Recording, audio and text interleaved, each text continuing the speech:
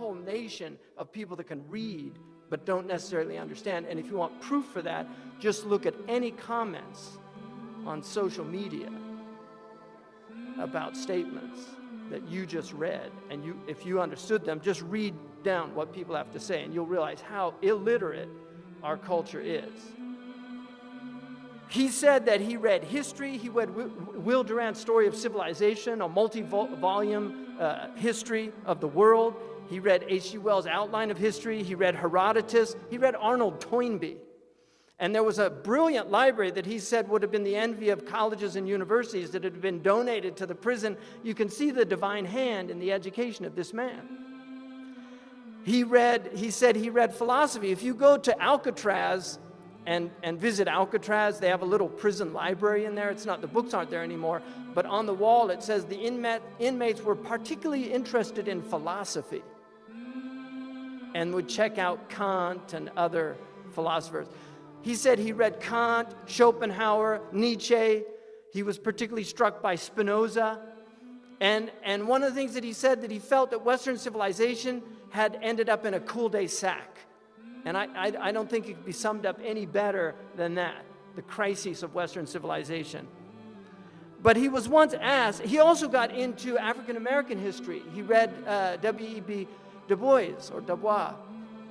And he read his about the soul of black folks, and also read Carter Woodson's Negro History. He read a 3-volume book on race and sex and race. He also said that he read Mendel's book on genetics several times, particularly passages from it. And he said the book made clear to him that you could not get a black man from a white man, but you could get a white man from a black man, which substantiated his belief that the first human beings were dark, which according to our tradition, Adam, Udmat al-Ard, Adam is tawny, it means dark, and Hawa means black. So it wouldn't be at all inconsistent with our understanding of the first people, and we now know that they were probably from South Africa. So we're all Africans, right? Tell that to the crackers.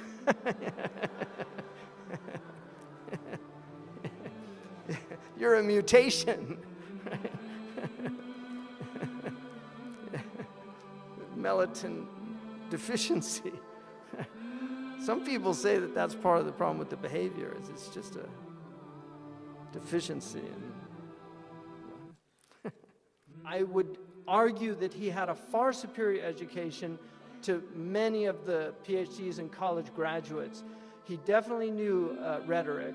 He knew logic. You can clearly see his knowledge of logic is displayed constantly in his argumentation, his pointing out fallacies, logical fallacies. Somebody accused him of being a communist. He said, why would you conclude that?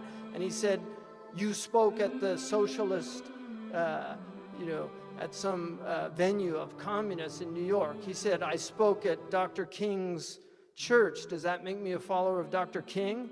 He said, I spoke last week at the Methodist church. Does that make me a Methodist? Right? This is logic. So when he said, every time I catch a plane, I have with me a book I want to read, right?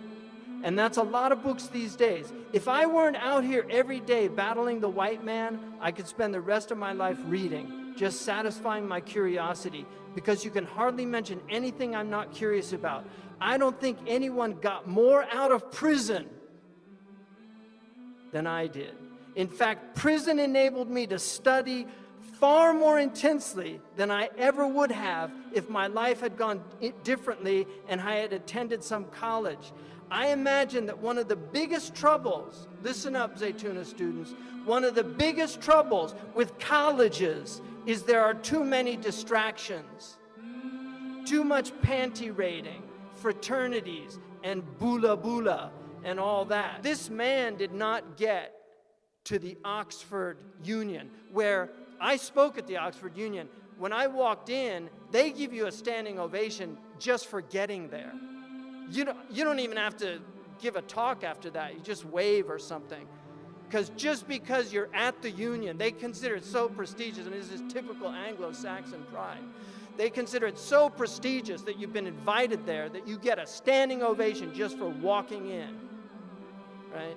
So he was there December 3rd, 1963, a beautiful speech that he gave on extremism. He went toe-to-toe with professors from Oxford. The ovations in that speech were immense. His diction was impeccable.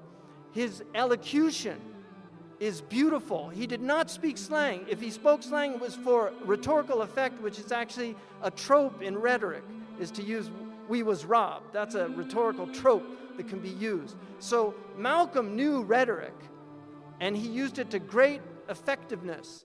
He was an extraordinary orator, but he was an educated mind. And this is what has to be understood. This is not something that came down from heaven like manna. This man struggled with great difficulty to educate himself. And he spent years, he would read till 3 in the morning in prison. He would read with the light of the hall.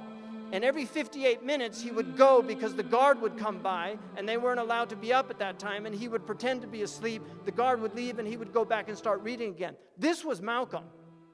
So when you see this man, you have to understand that this is not something that just came down. All of these gifted people, their great gift is discipline. Their great gift is the ability to struggle against themselves and overcome laziness, overcome the temptations to go the easy way. This is what Malcolm was. He was a highly disciplined individual. He was disciplined morally, he was disciplined intellectually, and he was disciplined spiritually. When his brother Reginald was thrown out, he spent the entire night in prayer.